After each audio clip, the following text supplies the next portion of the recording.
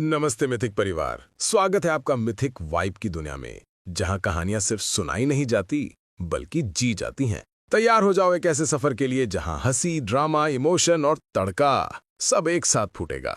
Like, share और subscribe जरूर कर लेना, क्योंकि यहां हर एपिसोड है फुल धमाका, फुल मस्ती। Disclaimer time.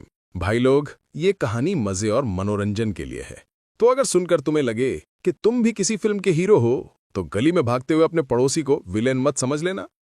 यहाँ के सारे कैरेक्टर्स, ड्रामा और ट्विस्ट हमारी थोड़ी सी पागल लेकिन प्यारी कल्पना के नतीजे हैं। अगर ये किसी असली जिंदगी के राजा, रईस या रोमांटिक बंदे से मिलते जुलते हैं तो समझ लो बस किस्मत का तड़का है। इस कहानी में मिलेगा पैसों की चमक, प्यार का पंच और धोखे ट्विस्ट का मसालेदार तड़का। लेकिन ध्यान रखना, ये सब कमजोर दिल वालों के लिए नहीं है। अगर तुम्हें एक्स की याद आते ही आंसू टपक पड़ते हैं तो पानी का ग्लास पास में रख लेना। और हाँ, अगर सुनते सुनते अचानक तुम्हें लगे कि चलो पुरानी गर्लफ्रेंड को माफी मांग लूं, तो भाई वो तुम्हारा पर्सनल मिशन है, हमारा नहीं। तो तैयार रहो, क्योंकि अब शुरू होने वाला है मिथिक वाइब का सबसे धमाकेदार, मजेदार और जज्बाती सफर, जहां हर ट्विस्ट तुम्हारे दिल की धड़कन बढ़ा देगा। चलो शुरू करते हैं कहानी। Let's vibe with mythic. Episode 161। अनियंत्रित शक्ति। उसे बहुत चोट लगी होगी। शून्य ये देखकर कांप गया कि कैसे अर्ध ड्रैगन ध्रुव को बार बार जमीन पर पटक रहा था। अर्ध ड्रैगन ने अपनी पूंछ शून्य की ओर फेंकी, उसे उससे कुचलने की कोशिश की। जब शून्य ने अपना सिर उठाया तो उसने देखा कि पूंछ बहुत तेज गति से नीचे आ रही है। वह तुरंत किनारे हट गया। उस हमले से बाल बाल बचा। बचने के बाद शून्य ने उस पर एक विद्युत का गोला फेंका जो टकराते ही फट गया। गुर्राहट। अर्ध ड्रैगन गुस्से में गुर्राया। शून्य के हमले से वो क्रोधित हो गया था, क्योंकि शून्य बहुत छोटा था, उसे मारने में बहुत कठिनाई हो रही थी। इतना ही नहीं, शून्य बहुत तेज भी था। वो शून्य पर झपटा और जैसे ही उसने उसे भागने की कोशिश करते देखा, उसने अपना मुंह खोला और आग उगल दी।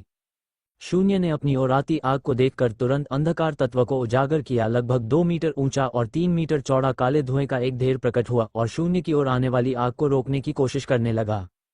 वो उसे रोकने में सफल रहा, जिससे शून्य को भागने के लिए आवश्यक समय मिल गया। मुझे जितना हो सके उतना समय निकालना होगा, शून्य ने सोचा। ये देखकर कि ध्रुव घायल था, उसके पास जाने के बजाय उसने अर्ध ड्रैगन का ध्यान भटकाने का निश्चय किया ताकि ध्रुव थोड़ा ठीक हो सके। इसके अतिरिक्त उसने उसे आराम करने के लिए भी कहा। शून्य जानता था कि वह अर्ध ड्रैगन के साथ आमने सामने की लड़ाई के लिए पर्याप्त शक्तिशाली नहीं था, लेकिन वह जानता था कि अपनी गति को देखते हुए वह कम से कम उसके कुछ घातक हमलों से बच सकेगा। आग से बचने के बाद शून्य ने एक विद्युत बाण बनाया, ये सुनिश्चित करते हुए कि वह उसमें जितना संभव हो उतना विद्युत सार जमा कर सके ताकि उसमें विनाशकारी शक्ति हो। काम पूरा होते ही उसने तुरंत बाण को अर्ध ड्रैगन की ओर भेज दिया। जब शून्य ने बाण को लगते देखा तो वह राहत की सांस लेने ही वाला था कि बाण अप्रत्याशित रूप से अर्ध ड्रैगन की रक्षा को भेद नहीं सका। जब बाण फटा तो बल के प्रभाव को महसूस करने के अतिरिक्त उसे किसी भी तरह से चोट नहीं पहुंची। क्या इस चीज को चोट भी लग सकती है? शून्य ने थोड़ी निराशा महसूस करते हुए पूछा। अर्ध ड्रैगन उन दोनों से अधिक शक्तिशाली है, इसलिए उसके विरुद्ध लड़ना उनके लिए एक जोखिम था। अब उसकी भयानक रक्षा के साथ वे उसे कैसे हरा सकते थे? लेकिन कोई और विकल्प न होने के कारण वह ध्रुव के युद्ध में शामिल होने की प्रतीक्षा करते हुए उसके विरुद्ध लड़ता रहा। उसने एक धधकती हुई तलवार बनाई, जिसे उसने अपनी दिशा में आ रही पूंछ पर मारा। आग फैल गई। अर्ध ड्रैगन की पूंछ को भस्म करने की कोशिश कर रही थी, लेकिन यह उसके पिछले हमलों की तरह ही असफल रही। ध्रुव के मुंह से रक्त निकलने के बाद उसने उठने की कोशिश की, लेकिन चक्कर के कारण उसे अभी भी लग रहा था कि दुनिया घूम रही है और एक शराबी की तरह वह वापस नीचे गिर गया। उसने जो पृथ्वी कवच पहले बनाया था उसका अधिकांश भाग नष्ट हो गया था और उसके शरीर के कुछ ही स्थानों पर वह अभी भी था। उसके बाल बिखरे हुए थे और उसके मुंह के किनारे पर रक्त देखा जा सकता था। जैसे ही वो फिर से उठने की कोशिश करने वाला था, उसने अपने मस्तिष्क में एक आवाज सुनी। मैं समय निकालूंगा, तुम थोड़ा आराम करने की कोशिश करो, शून्य ने कहा। वह थोड़ी देर घुटनों के बल बैठा रहा ताकि अपना सिर साफ कर सके। हमले से उसे जो पीड़ा हुई थी उसने उसे लगभग पागल कर दिया था। वह शपथ खा सकता था कि हमले से उसकी कुछ हड्डियां टूट गई थीं। सौभाग्य से उसने अपने शरीर को प्रशिक्षित किया था, अन्यथा इतनी शक्ति से जमीन पर पटके जाने से उसकी हड्डियां टूट जाती। ये चीज बहुत शक्तिशाली है, ध्रुव ने सोचा। उसने अपना सिर थोड़ा साफ कर लिया था और उस क्षण को देख लिया था जब शून्य ने अपनी धधकती तलवार से उसकी पूंछ पर वार किया था। भारी सांस लेते हुए वह धीरे धीरे खड़ा हुआ और सोचने लगा कि अपने वर्तमान शत्रु को कैसे हराया जाए। मैं अभी विलयावस्था का उपयोग नहीं कर सकता, अभी बहुत जल्दी है, लेकिन मैं तात्विक विलय का उपयोग करके उस पर हमला कर सकता हूँ। मुझे इसे एक बार आजमाना होगा, ध्रुव ने शून्य को देखते हुए सोचा, जो अर्ध ड्रैगन के अधिकांश हमलों से बच रहा था। ध्रुव को लगा कि तात्विक विलय का प्रयास करना विलयावस्था के अतिरिक्त उसका सबसे अच्छा अवसर था। उसके साथ हुई छोटी सी मुठभेड़ और शून्य के लड़ने के समय के अपने अवलोकनों से वह कह सकता था कि उस पर केवल पार्श्विक बल के हमले ही काम कर सकते हैं। गोले के फटने पर विस्फोट का प्रभाव उसे थोड़ा नुकसान पहुंचाने में सक्षम होना चाहिए। यदि वह देखता है कि इसका उस पर कोई प्रभाव पड़ता है तो उसे विलयावस्था का उपयोग करने में कोई आपत्ति नहीं होगी। अरे दोस्त, क्या तुम उसे और देर तक रोक सकते हो? उसने शून्य से पूछा। शून्य, जो अभी अभी अर्ध ड्रैगन के हमले के प्रभाव से पीछे धकेला गया था, ये सुनकर प्रसन्न हो गया। उसने शुरू में सोचा था कि ध्रुव इससे अधिक समय तक नीचे रहेगा, लेकिन जब से उसने अर्ध ड्रैगन के विरुद्ध लड़ना शुरू किया था तब से अब तक 3 मिनट भी नहीं हुए थे। यद्यपि वह यह नहीं कह सकता था कि वह वास्तव में अर्ध ड्रैगन के विरुद्ध लड़ रहा था, क्योंकि उसने शायद ही कभी हमला किया और अधिकतर केवल चकमा दिया। हाँ, उसने जल्दी से उत्तर दिया। अच्छा है, ध्रुव ने कहा। बिना किसी और देरी के वह तुरंत काम पर लग गया। अपने मन को शांत करते हुए उसने हवा में तात्विक सार को महसूस करने की कोशिश की। हम यहाँ तात्विक सार इतना पतला कैसे है? ये लगभग न के बराबर है, ध्रुव ने सोचा। जब वो इतने समय से तत्वों का उपयोग कर रहा था तो उसने देखा कि पहले की तुलना में वे उतने शक्तिशाली नहीं थे, लेकिन युद्ध के कारण वह कारण के बारे में नहीं सोच सका। अब वह जानता था कि क्यों इतने पतले तात्विक सार के साथ तत्वों का ठीक से उपयोग करना कठिन था। केवल पृथ्वी तत्व ही पहले जैसा महसूस होता है। आसपास से पर्याप्त तात्विक सार खींचने में असमर्थ होने के कारण वह केवल अपनी सार मणिकाओं पर निर्भर रह सकता था। जल्द ही उसने अपनी तात्विक मणिकाओं से तत्वों को निर्देशित करना शुरू कर दिया। उसके शरीर के माध्यम से उन्होंने उसके निर्देशों का पालन किया और उसके दाहिने हाथ की हथेली की ओर बढ़ गए। उसके शरीर के अंदर का दृश्य उल्टे बहते एक बहुरंगी झरने जैसा लग रहा था। 5 तत्व उसके पेट से उसकी छाती तक गए और फिर उसके दाहिने कंधे में हथेली की ओर बढ़ने से पहले जल्द ही भूरे, चांदी, हरे, नीले और लाल रंग की रोशनी उसकी हथेली से निकलती हुई दिखाई देने लगी और धीरे धीरे उसकी हथेली के ठीक ऊपर ठोस होने लगी। इसने एक गोले का आकार ले लिया जो 5 अलग अलग रंगों से बना था, जो उसमें पूरी तरह से गुथे हुए थे। जैसे जैसे समय बीतता गया गोला बड़ा होने लगा। पहले यह एक टेबल टेनिस गेंद के आकार का था, फिर यह धीरे धीरे एक मुट्ठी के आकार का हो गया। ये सबसे बड़ा आकार था जिसे वह अपनी हथेली में तुरंत फटे बिना बढ़ा सकता था। गोले में वर्तमान में 5 अलग अलग रंगों का मिश्रण था और यह सुंदर लग रहा था। पिछली बार जब उसने इसे भूमिगत गुफा में नीली ज्वाला प्राप्त करते समय इस्तेमाल किया था, तब से उसने इसे दोबारा नहीं आजमाया था। वह जानता था कि अब विस्फोट की शक्ति उस समय की तुलना में कहीं अधिक शक्तिशाली होगी। जब गोला अभी भी बन रहा था, अर्ध ड्रैगन साथी शून्य जल्द ही उससे आने वाले शक्तिशाली तेज से आकर्षित हो गए। शून्य उस सुंदर बहुरंगी गोले को देखकर दंग रह गया जिसे ध्रुव बना रहा था। वह ऐसा कब से कर सकता है? उसने खुद से पूछा। उसने ध्रुव से इसलिए नहीं पूछा क्योंकि उसने देखा कि वह कितना गंभीर दिख रहा था, इसलिए वह जानता था कि वह उसका ध्यान नहीं भटका सकता। गुर्राहट अर्ध ड्रैगन गुर्राया और उस कष्टप्रद बिल्ली को छोड़कर ध्रुव पर झपटा। अरे वहीं रुको, शून्य ने आदेश दिया और उस पर एक हमला किया। एक काले पदार्थ से बना भाला अर्ध ड्रैगन की ओर बढ़ा। अर्ध ड्रैगन ने हमले को देखा लेकिन उसकी परवाह नहीं की, क्योंकि उसे लगा कि हमले का परिणाम शून्य के अन्य सभी हमलों जैसा ही होगा, और चूंकि यह उसके सिर की ओर नहीं बल्कि उसकी पीठ की ओर निर्देशित था, उसने बस उसे होने दिया। भाला उससे टकराया और शून्य के सबसे बड़े आश्चर्य के लिए यह अर्ध ड्रैगन के शरीर में घुस गया। गुर्राहट जब भाला उसके शरीर में घुसा तो अर्ध ड्रैगन दर्द से गुर्राया। भाला जल्द ही बिखर गया और जब शून्य ने उस जगह को देखा तो उसने देखा कि उस जगह का बाहरी कवच चला गया था और अर्ध ड्रैगन के घाव से काला तरल निकल रहा था। इतना ही नहीं बल्कि अर्ध ड्रैगन का मांस भी धीरे धीरे काला पड़ने लगा था। ये सोचना कि अंधकार तत्व उसकी रक्षा को तोड़ सकता है, शून्य ने हक्का बक्का होकर सोचा। वह तब से उसे चोट पहुंचाने की कोशिश में अपना समय बर्बाद कर रहा था और उसने अंधकार तत्व का उपयोग केवल अर्ध ड्रैगन की आग को रोकने के लिए किया था। वह कितना मूर्ख था। अर्ध ड्रैगन तुरंत मुड़ा और शून्य पर झपटा। शून्य वहां से हटो, ध्रुव ने आदेश दिया। उसके हाथ पर गोला पहले से ही कांपने लगा था, वह अभी भी उसे नियंत्रित नहीं कर पा रहा था। शून्य जल्दी से अर्ध ड्रैगन की पहुंच से भागा, उसे धीमा करने के लिए उसकी ओर एक और हमला भेजा। शून्य ध्रुव की ओर भागा और उसे अर्ध ड्रैगन पर गोला फेंकते देखा। धमाका, गोला टकराते ही फट गया। यह क्या बकवास है, ये तो पागलपन है, शून्य ने विस्फोट के विशाल प्रभाव को देखकर कहा। जिस क्षण गोला अर्ध ड्रैगन से टकराया और फटा, ध्रुव ने शून्य को पकड़ा और भाग निकला। हाँ, वह हमले का परिणाम देखना पसंद करता, लेकिन वह जानता था कि यह उनके भागने का सबसे अच्छा अवसर था। यदि हमला उस प्राणी को चोट पहुंचाने में कामयाब रहा तो उसे वास्तव में इसका पछतावा होगा, क्योंकि यदि वह इस प्राणी के शरीर को एकत्र कर सकता तो यह उसके लिए बहुत मायने रखता। लेकिन अगर प्राणी इसके बाद भी ठीक रहा तो उसे अब न भागने का पछतावा होगा। वे जल्द ही सुरंग में पहुंच गए और ध्रुव ने जल्दी से एक अग्निगोला बनाया जिसने रास्ता रोशन करने में सहायता की। भारी सांस लेते हुए वह जितनी तेजी से भाग सकता था भागा। तुम क्या कर रहे हो, शून्य ने पूछा। भाग रहा हूँ, ध्रुव ने उत्तर दिया, जो अभी भी तेजी से दौड़ रहा था। सुरंग लगभग 8 मीटर चौड़ी थी और उसकी ऊंचाई कम से कम 10 मीटर थी। अर्ध ड्रैगन का क्या? शून्य ने यह महसूस करते हुए पूछा कि शायद उनके पास उसे मारने का एक अवसर था। उसका क्या? ध्रुव ने सवाल किया। क्या तुम ये जांच नहीं करना चाहोगे कि तुम्हारे उस अद्भुत हमले ने उसे मार डाला या नहीं? शून्य ने पीछे देखा और कोई हलचल न देखकर पूछा। नहीं, ध्रुव ने दृढ़ता से उत्तर दिया। वह पहले ही देख चुका था कि अर्ध ड्रैगन कितना शक्तिशाली था, वह वहां और रुकने का जोखिम क्यों उठाएगा। यदि संयोग से उसके तात्विक विलय के विस्फोट ने उसे चोट नहीं पहुंचाई तो वह नहीं जानता था कि क्या करना है, क्योंकि भले ही वह विलयावस्था में प्रवेश कर ले फिर भी वह उसका सबसे शक्तिशाली हमला था। हम एक संभावित अद्भुत भोजन से चूक रहे हैं। मुझे लगता है कि तुम्हारे उस हमले ने उसे कम से कम घायल तो किया ही होगा।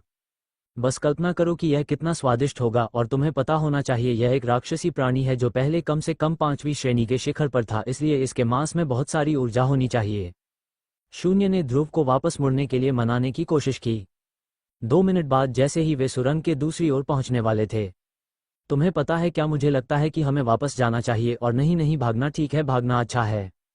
क्या तुम थोड़ा और तेज दौड़ सकते हो? शून्य, जो ध्रुव को मनाने की कोशिश के बीच में था, तुरंत उसे और तेज जाने के लिए कहने लगा।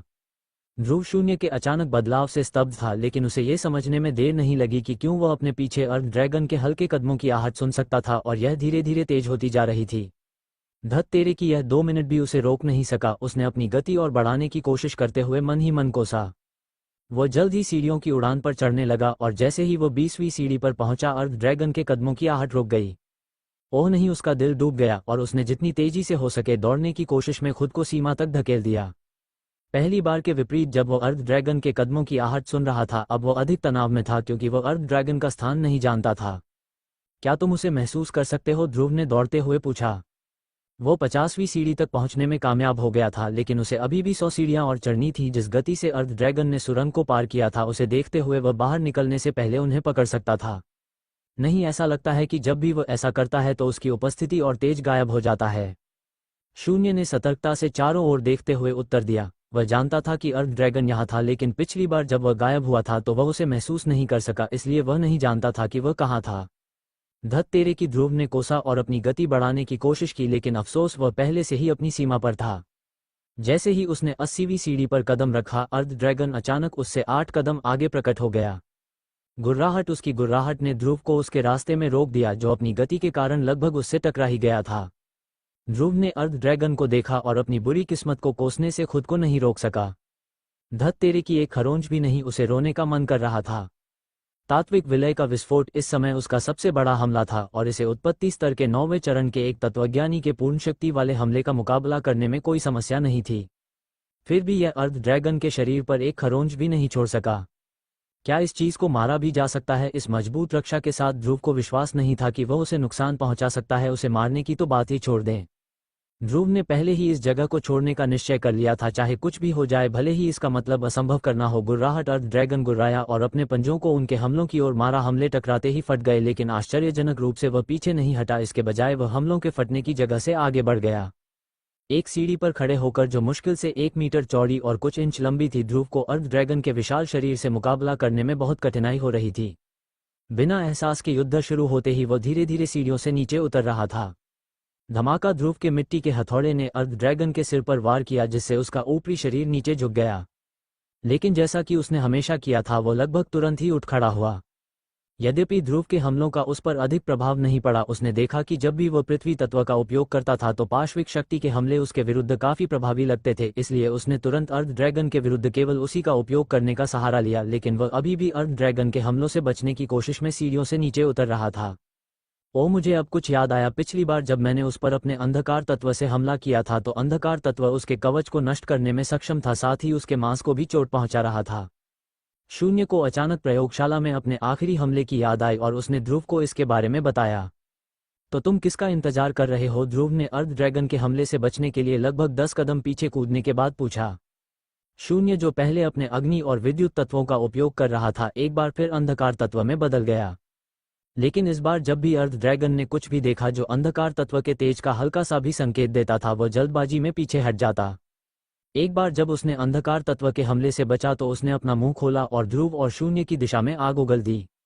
ध्रुव ने एक मिट्टी की दीवार बनाई जबकि शून्य ने उसके पीछे काले पदार्थ से बनी एक दीवार बनाई। आग ने जल्दी से दीवार को नष्ट कर दिया और उसके पीछे के काले पदार्थ पर चली गई। ध्रुव ने काले पदार्थ को अर्ध ड्रैगन की आग से नष्ट होते देखकर तुरंत पीछे छलांग लगा दी। जमीन पर उतरने के बाद शून्य ने अर्ध ड्रैगन पर 3 बाण भेजे। तीनों बाण काले थे। अर्ध ड्रैगन जो अभी अभी आग उगलना बंद कर चुका था बाणों से बचने के लिए भागा। यह इससे बच रहा है, अच्छा है, ध्रुव ने प्रशंसा की, लेकिन अगले ही पल जोर से कोसा। धत नाश हो, इस जानवर का नाश हो, उसने शिकायत की जब उसे एहसास हुआ कि वे वास्तव में एक बार फिर सीढ़ियों के नीचे पहुंच गए थे। जब वो अर्ध ड्रैगन के हमलों पर हमला कर रहा था और उनसे बच रहा था तो उसे पता ही नहीं चला कि वे कब आखिरी सीढ़ी पर पहुंच गए। सीढ़ियों के नीचे की तो बात ही छोड़ दें, वो देख सकता था कि वह पहली सीढ़ी से भी कम 2 मीटर दूर था। उसने एक विशाल मिट्टी का स्तंभ बनाया जिसकी नोक तेज थी और उसे अर्ध ड्रैगन पर भेजा। उम्मीद है कि यह कवच जैसी खाल को सफलतापूर्वक भेदने में सक्षम होगा। गुर्राहट, अर्ध ड्रैगन गुर्राया और अपनी पूंछ को लगभग आधे मीटर मोटे स्तंभ पर घुमाया। धमाका, स्तंभ टूट गया और धड़ाम की आवाज के साथ जमीन पर गिर गया। जब स्तंभ गिरा तो उसने धूल के बादल उड़ा दिए जिसका शून्य ने लाभ उठाया और अर्ध ड्रैगन पर एक विशाल काला पंजा मारा। काला पंजा अंधकार तत्व का उपयोग करके बनाया गया था, लेकिन किसी कारण से यह शून्य के पंजों के समान ही दिखता था। अर्ध ड्रैगन के पंजे को देखने से पहले ही बहुत देर हो चुकी थी और पंजे ने उसकी छाती के क्षेत्र को काट दिया जिससे एक घाव हो गया। गुर्राहट, शून्य के हमले ने उसकी छाती पर लगभग 15 इंच लंबे 4 पंजों के निशान बना दिए।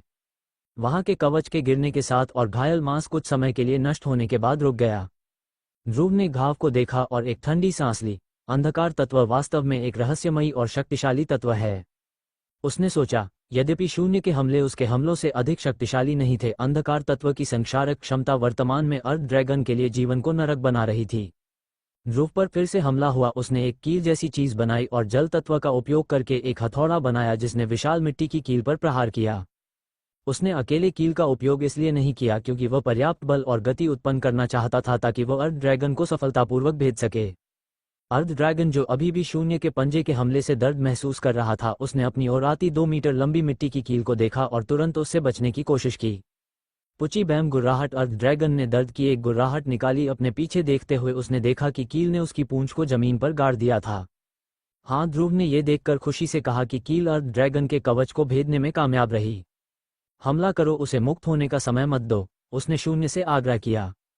और दोनों अर्ध ड्रैगन पर झपटे, प्रत्येक अपने संबंधित प्रभावी हमलों की तैयारी कर रहा था। वर्तमान में उन्हें लगा कि शायद उनके पास इस जानवर के विरुद्ध एक अवसर है।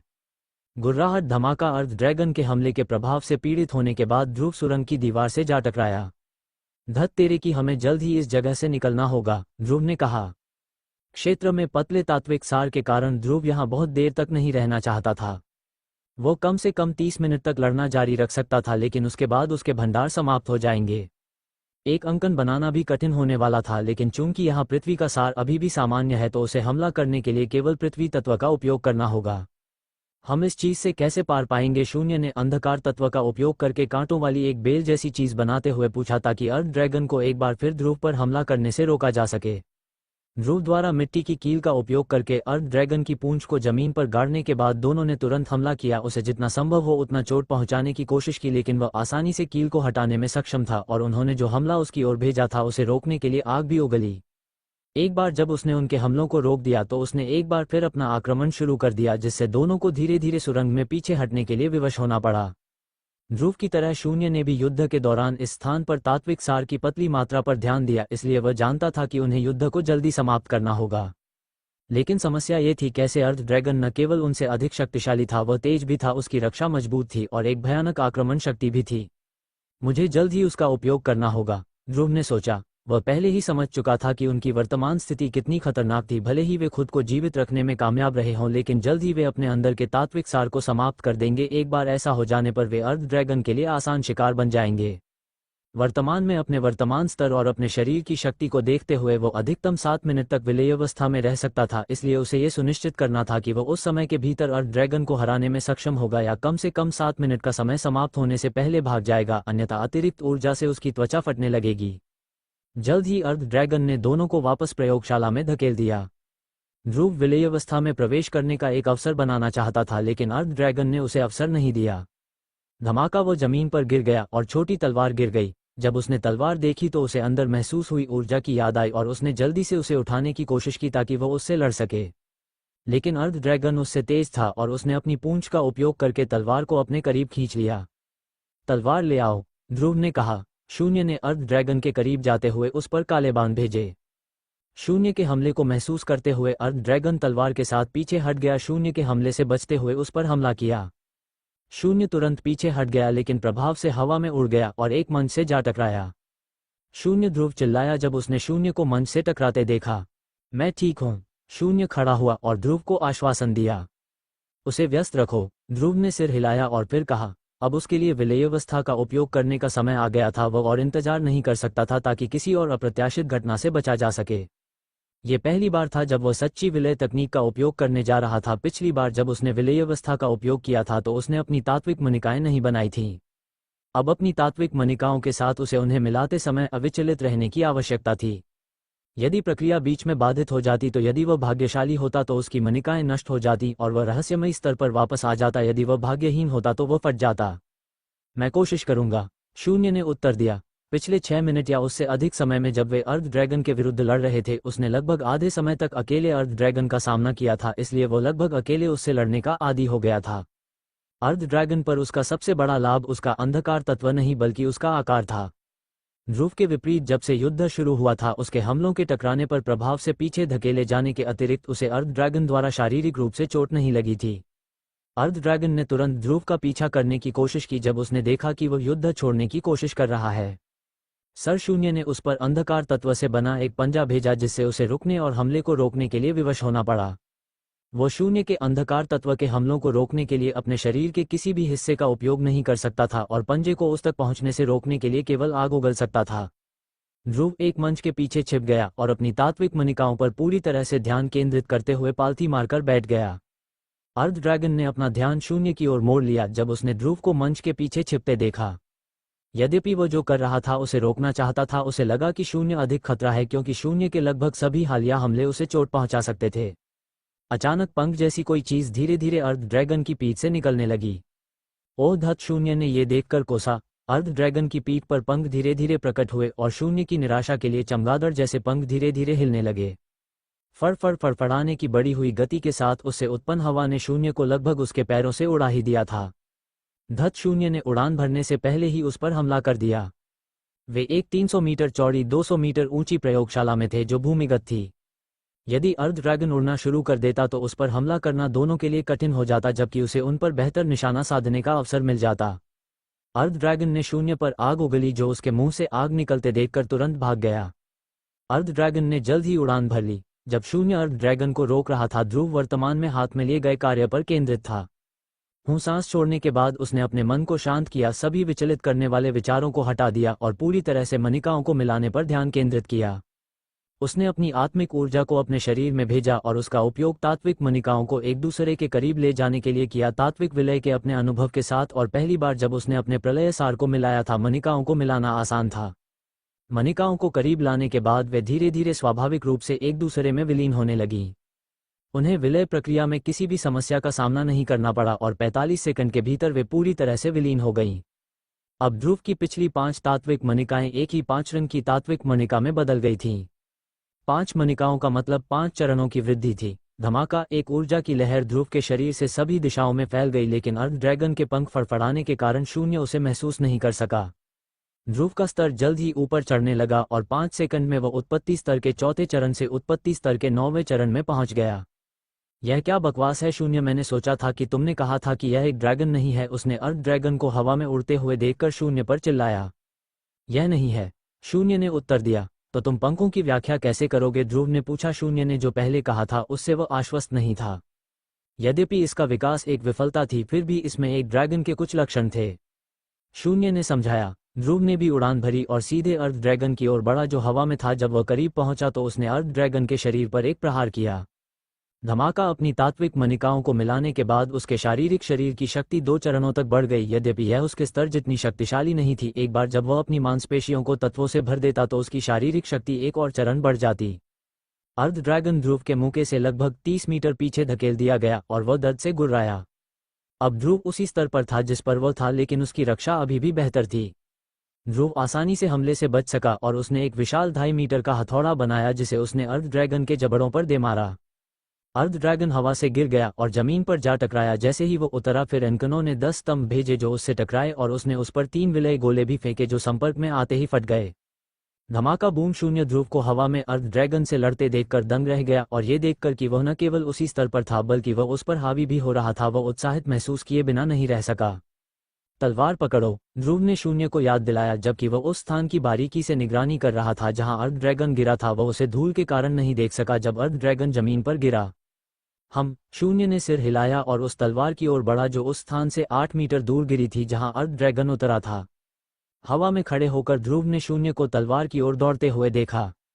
उसने जिज्ञासा से चारों ओर देखा। वर्तमान में उसके मन में 2 विचार थे। पहला और सबसे महत्वपूर्ण ये था कि यदि अर्ध ड्रैगन उसके पिछले हमले से घायल नहीं हुआ तो भाग जाना। दूसरा जो उसके लिए वैकल्पिक था वह ये था कि यदि वह उसके पिछले हमलों से घायल हो गया तो अर्ध ड्रैगन के विरुद्ध लड़ना। ध्रुव ने धीरे से कहा और अपने ऊपर देखा। प्रयोगशाला की छत पर वह एक व्यूहरचना के तेज का हल्का सा उतार चढ़ाव महसूस कर सकता था। यद्यपि यह बहुत हल्का था, उसे विश्वास था कि उसने जो महसूस किया वह एक व्यूहरचना थी। क्या यहाँ कम तात्विक सार का यही कारण हो सकता है, उसने खुद से पूछा जबकि वह व्यूहरचना को और महसूस करने की कोशिश कर रहा था।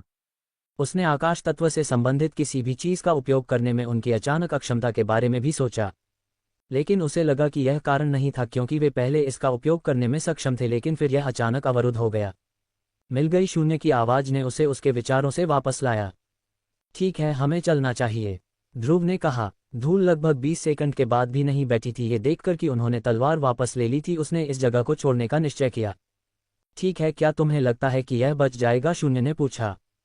मुझे नहीं पता, ध्रुव ने उत्तर दिया। वह धीरे धीरे नीचे उतरा लेकिन फिर भी विलयवस्था में रहा। अर्ध ड्रैगन के साथ उनकी पिछली मुठभेड़ से उसे यकीन था कि वह इस हमले से नीचे नहीं रहेगा। दोनों एक बार फिर सुरंग की ओर बढ़े लेकिन ध्रुव बीच में ही रुक गया और मुड़ गया जिससे लगभग 30 इंच मोटी एक दीवार बन गई। दीवार बनते ही एक हमला उस पर हुआ लेकिन ध्रुव की पिछली रक्षाओं के विपरीत ये दीवार उसकी वर्तमान शक्ति में वृद्धि के कारण तुरंत नहीं टूटी। बाल बाल बचे, शून्य ने यह महसूस करते हुए एक सांस ली कि ध्रुव ने अभी अभी एक हमले को रोका था। उसने हमले को महसूस तक नहीं किया था, उसे चकमा देने की तो बात ही छोड़ दें, इसलिए उसे ये देखकर राहत मिली कि ध्रुव हमले को रोकने में सक्षम था। हमले के शांत होने के बाद ध्रुव मिट्टी की दीवार के करीब गया और दीवार के किनारे से झांका। ये फिर से चला गया, उसने खाली प्रयोगशाला को देखते हुए कहा। स्थिति को देखते हुए ध्रुव ने अपना हाथ शून्य की ओर बढ़ाया।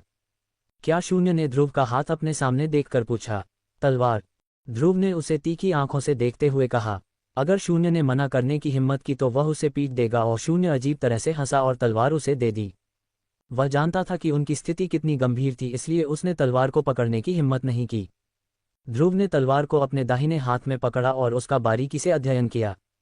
वह नहीं जानता था कि यह कौन सा तात्विक शस्त्र था क्योंकि उसने जो कुछ देखे थे उनके विपरीत यह उसके लिए अपरिचित था।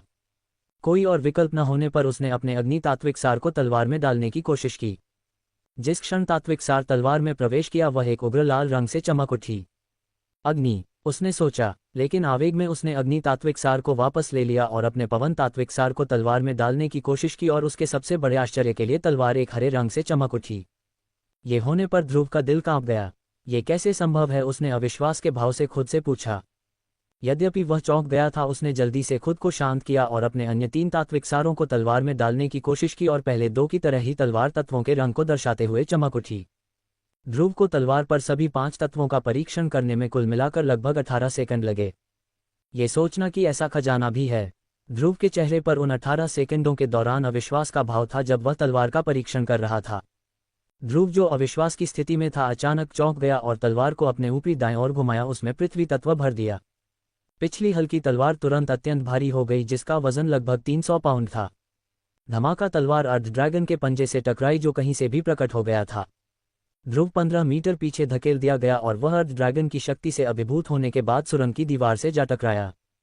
4 काले भाले अर्ध ड्रैगन पर चले और वह तुरंत पीछे हट गया और एक बार फिर छिप गया। ये घायल नहीं हुआ था, शून्य ने अर्ध ड्रैगन की रक्षा से थोड़ा निराश महसूस करते हुए कहा। ध्रुव सीधा खड़ा हुआ और उस जगह को देखा जहां अर्ध ड्रैगन आखिरी बार प्रकट हुआ था। हम भले ही हम इसे मार न सके, ये हमारा कुछ नहीं कर सकता। चलो, ध्रुव ने शून्य के पीछे खुद को स्थापित करते हुए कहा। चूंकि अर्ध ड्रैगन लुका छिपी खेलना चाहता था, उसके पास उसका मनोरंजन करने का समय नहीं था। वह पहले ही 1 मिनट से अधिक समय तक विलियवस्था में रह चुका था, इसलिए वह और समय बर्बाद नहीं कर सकता था। दोनों अकल्पनीय गति से सुरंग के माध्यम से आगे बढ़ने लगे। चूंकि अर्ध ड्रैगन ने इस जगह को नहीं छोड़ा था, इसका मतलब था कि वह जगह नहीं छोड़ सकता था, इसलिए एक बार जब वे बाहर निकल जाएंगे तो वे सुरक्षित हो जाएंगे। जब वे सुरंग में घुसे तो अर्ध ड्रैगन एक बार फिर प्रकट हुआ और एक गुप्त हमले का प्रयास किया, लेकिन ध्रुव ने इसे पहले की तरह महसूस किया और तुरंत एक अंकन के साथ हमला किया। उसने तलवार का उपयोग इसलिए नहीं किया क्योंकि उसने हिम्मत नहीं की। एक ही हमले के लिए इसका उपयोग करने के लिए आवश्यक तात्विक सार बहुत अधिक था। भले ही पृथ्वी तात्विक सार अभी भी सामान्य था, तलवार की खपत उसकी अवशोषण गति से अधिक थी। अर्ध ड्रैगन के गुप्त हमले को रोकने के बाद ध्रुव शून्य के पीछे पीछे चला पकड़ने की कोशिश कर रहा था, लेकिन केवल 15 मीटर चलने के बाद अर्ध ड्रैगन एक बार फिर प्रकट हुआ और हमला किया। ध्रुव को मुड़ने और सामान्य से धीमी गति से पीछे हटने के लिए विवश होना पड़ा। 1 मिनट बीत गया और ध्रुव पर अर्ध ड्रैगन ने कम से कम 28 बार हमला किया। ध्रुव ने महसूस किया कि जब अर्ध ड्रैगन ने देखा कि वे सुरंग के अंत के करीब जा रहे हैं तो उसने अपने हमलों की आवृत्ति बढ़ा दी और कुछ मामलों में वह ध्रुव से लड़ता। लेकिन जो बात ध्रुव को हैरान कर रही थी वह ये थी कि कम से कम 60% बार जब वे लड़े तो अर्ध ड्रैगन का पलड़ा भारी था, लेकिन किसी कारण से जब भी वह बराबरी पर रहता तो वह एक बार फिर छिप जाता। धमाका, वह जल्दबाजी में खड़ा हुआ लेकिन अगले ही पल झुक गया। सर्र उसके पीछे से 8 काले बाण सुरंग से बाहर निकल रहे अर्ध ड्रैगन की ओर चले। अर्ध ड्रैगन ने तुरंत आने वाले बाणों से बचने के लिए किनारे हटने की कोशिश की, लेकिन जब उसने नीचे देखा तो उसे एहसास हुआ कि उसके अगले और पिछले अंग जमीन में धंस गए थे। ध्रुव ये देखकर मुस्कुराया। गुर्राहट, जब सभी 8 बाण उसके शरीर में घुस गए तो अर्ध ड्रैगन दर्द से गुर्राया। 3 काले बाण उसके बाएं अगले अंग में घुस गए, 4 उसकी छाती पर लगे और आखिरी वाला उसकी गर्दन पर लगा। उसने कीचड़ भरी जमीन से बाहर निकलने के लिए संघर्ष किया, लेकिन जितना अधिक वह संघर्ष करता उतना ही वह धंसता जाता। ध्रुव ने एक मिट्टी की गदा बनाई जो 3 मीटर लंबी थी और उसे दोनों हाथों से पकड़ा। गदा का विशाल सिर उसके पीछे था जब वह धीरे धीरे उसे उस स्थान के करीब खींच रहा था जहां अर्ध ड्रैगन स्थित था। जब अर्ध ड्रैगन ने ध्रुव को एक शस्त्र के साथ अपनी ओर आते देखा तो वह संघर्ष करता रहा। ध्रुव के उस तक पहुंचने से पहले वह अपने पंखों की सहायता से अपने अगले अंगों को बाहर निकालने में कामयाब रहा, लेकिन छोटी जगह के कारण वह उन्हें ठीक से फैला नहीं सका। ध्रुव ने जमीन पर पैर पटका और एक मिट्टी के घन ने गदा के सिर को धक्का दिया, जबकि उसने उसे बलपूर्वक अर्ध ड्रैगन के शरीर की ओर घुमाया। धमाका, गदा ने उसे जोर से मारा, उसे एक बार फिर कीचड़ में धकेल दिया, लेकिन इस प्रक्रिया में टूट गई। चलो, ध्रुव चिल्लाया और इस प्रक्रिया में शून्य को उठाते हुए सीढ़ियों से ऊपर उड़ गया। उसने भागने का प्रयास करने से पहले अर्ध ड्रैगन के ठीक होने तक इंतजार करने की हिम्मत नहीं की। गुर्राहट, अर्ध ड्रैगन के मुंह से एक गुस्सैल गुर्राहट निकली जब उसने ध्रुव और शून्य की ओर आग की एक धारा भेजी जो सीढ़ियों के लगभग आधे रास्ते पर थे। गुर्राहट, अर्ध ड्रैगन ने जोर से गुर्राया और जगह हिल गई। जब ध्रुव ने एक नज़र डालने के लिए मुड़कर देखा तो उसकी आंखों में तुरंत एक भय का भाव दिखाई दिया और उसने खुद को और तेज जाने के लिए धकेला। अर्ध ड्रैगन का तेज वर्तमान में उत्पत्ति स्तर को पार कर गया था और अब अधिपति स्तर में था। ध्रुव वर्तमान में उत्पत्ति स्तर के शिखर पर था और एक बार जब अर्ध ड्रैगन अधिपति स्तर पर पहुंच जाता तो उसके लिए उसके विरुद्ध लड़ना लगभग असंभव था। लेकिन अगले ही पल एक चौंकाने वाला दृश्य हुआ। सुरंग की दीवारें सफेद व्यूहरचना की रेखाओं से चमक उठीं और रोशनी के दीवारों से निकलने से पहले और अधिक चमकती रहीं अर्ध ड्रैगन पर हमला करते हुए। उन्होंने अर्ध ड्रैगन के शरीर के चारों ओर अजीब व्यूहरचना की रेखाएं बनाईं और वह दर्द से गुर्राया। अर्ध ड्रैगन का पहले से बढ़ता हुआ तेज धीरे धीरे कम होने लगा। अभी क्या हुआ, ध्रुव ने सोचा, लेकिन और नहीं रुका, और जब वह आखिरी सीढ़ी पर उतरा तो प्रतिमा अपने आप हिल गई, जिससे दोनों को भागने के लिए एक रास्ता बन गया। फ्यू, आखिरकार हम उस जगह से बाहर हैं। ध्रुव ने दीवार में बने रास्ते से बाहर निकलते हुए राहत की सांस ली। वह रास्ते को देखने के लिए पीछे मुड़ा और अभी भी अर्ध ड्रैगन की दर्दनाक गुर्राहट सुन सकता था, बस ये धीरे धीरे धीमी होती जा रही थी। प्रतिमा अभी तक अपनी पिछली स्थिति में नहीं लौटी थी, इसलिए रास्ता अभी भी वहां था। गुर्राहट जल्द ही शांत हो गई और ध्रुव उत्सुकता से रास्ते के पास गया और ये देखने के लिए अपना सिर रास्ते में बढ़ाया कि क्या उसने जो व्यूहरचना की रेखाएं पहले देखी थीं वे अभी भी वहां थीं। वह इसके बारे में काफी उत्सुक था, लेकिन क्योंकि वह भाग रहा था उसे इसका अच्छा दृश्य नहीं मिला। जैसे ही उसका सिर रास्ते के दूसरी ओर प्रकट हुआ उसने तुरंत उसे वापस खींच लिया और एक तरफ कूद गया, घुटनों के बल गिर गया। वूश, रास्ते से आग की एक धारा निकली जो हॉल के दूसरी ओर की दीवार में जा लगी और फिर हॉल के बाएं और दाएं एक साथ फैल गई। शून्य, जो अभी भी एक बार फिर आकाश तत्व का उपयोग करने में सक्षम होने के क्षण का आनंद ले रहा था, जब उसकी पूंछ लगभग आग की चपेट में आ गई तो उसने तुरंत उसका उपयोग किया। तुमने ये क्या बकवास किया, उसने रास्ते से 4 मीटर दूर प्रकट होने के बाद पूछा। कुछ नहीं, ध्रुव ने अजीब तरह से अपना सिर खुजलाते हुए उत्तर दिया। आग तब तक निकलती रही जब तक कि प्रतिमा 5 सेकंड के बाद अपनी पिछली स्थिति में वापस नहीं चली गई। गड़गड़ाहट। प्रतिमा ने एक गड़गड़ाहट की आवाज़ की जब ये पूरी तरह से बंद हो गई। एक बार फिर अर्ध ड्रैगन को प्रयोगशाला में बंद कर दिया, अगली बार किसी दुर्भाग्यपूर्ण व्यक्ति के यहाँ आने की प्रतीक्षा में। वाह, यह एक घटनापूर्ण अनुभव रहा है, ध्रुव ने विलियवस्था से बाहर निकलते हुए कहा। हाँ, शून्य ने सिर हिलाया। यह उसके जीवन का सबसे दिल दहला देने वाला समय था और यह काफी रोमांचक था। वे अर्ध ड्रैगन के विरुद्ध कुछ अवसरों पर लगभग मर ही गए थे, इससे पहले कि उसे एहसास हुआ कि उसका अंधकार तत्व उसके विरुद्ध अत्यधिक प्रभावी था। और फिर ध्रुव ने 5 चरण छलांग लगाए और अर्ध ड्रैगन के साथ बराबरी पर लड़ा, यद्यपि वह कभी भी अभिभूत हो जाता था। और जैसे ही वे उस जगह से बाहर निकलने वाले थे, अर्ध ड्रैगन जिसने अपनी शक्ति को इतने समय तक कम रखा था तुरंत शक्ति में बढ़ने लगा, इससे पहले कि एक व्यूहरचना द्वारा उसे रोक दिया गया। ओह, वह गोले वाली चीज क्या थी जो तुमने की थी और फट गई? शून्य ने उस समय को याद करते हुए पूछा जब ध्रुव ने अर्ध ड्रैगन के विरुद्ध विलय गोले का उपयोग किया था। उसके बारे में ध्रुव थोड़ी देर के लिए चुप हो गया, इस पर विचार करते हुए कि उसे शून्य को इसके बारे में बताना चाहिए या नहीं। चमकदार चीजों के प्रति उसके जुनून के अतिरिक्त वह काफी भरोसेमंद है, उसने सोचा। शून्य के साथ अपने अनुभवों के बारे में सोचते हुए और कैसे उसने कुछ अवसरों पर उसकी सहायता की थी जब वे एक साथ बिताए थे, उसने निश्चय किया कि उसे इसके बारे में बताने का समय आ गया है। यद्यपि वह उसे प्रलय देव या प्रलय तत्व के बारे में नहीं बताएगा। मैं तत्वों को मिला सकता हूँ, ध्रुव ने धीरे से कहा। उसकी आवाज़ इतनी धीमी थी, ये लगभग ऐसा था जैसे वह बड़बड़ा रहा हो। तुम क्या कर सकते हो? शून्य ने एक भ्रमित चेहरे के साथ पूछा। उसने केवल मैं कर सकता हूँ सुना, उसके अतिरिक्त उसने और कुछ नहीं सुना। वह बता सकता था कि ध्रुव जो उसे बताने वाला था वह एक रहस्य था, उसकी पहली हिचकिचाहट को देखते हुए, इससे पहले कि उसने अंततः उत्तर दिया। मैं अपने सभी तत्वों को एक साथ मिला सकता हूँ, ध्रुव ने इस बार जोर से बोला ताकि शून्य उसे ठीक से सुन सके। क्या? ध्रुव के शब्दों से हक्काबक्का होकर शून्य ने कहा। यद्यपि वह दुनिया के बारे में बहुत कुछ नहीं जानता था, उसके पास भी कई तत्व थे, इसलिए उसने स्वाभाविक रूप से उन्हें मिलाने की कोशिश पर प्रयोग किया था, जो स्पष्ट रूप से एक विफलता में समाप्त हुआ। केवल एक चीज जो वह जानता था कि संभव थी वह थी एक तत्व को दूसरे से ढकना, मिलाना नहीं। हाँ, तुमने मुझे पहले वही करते देखा था, ध्रुव ने उत्तर दिया। उसने ऐसी प्रतिक्रिया की उम्मीद की थी, ये देखते हुए कि उसने शून्य को जो बताया था वह दूसरों के लिए असंभव था, लेकिन उसके लिए नहीं। अगर वह शून्य को बताता कि वह न केवल तत्वों को मिला सकता है बल्कि अपने स्तर को बढ़ाने के लिए अपनी सार्वमनिकाओं को भी मिला सकता है, तो वह उसकी प्रतिक्रिया की कल्पना किए बिना नहीं रह सका।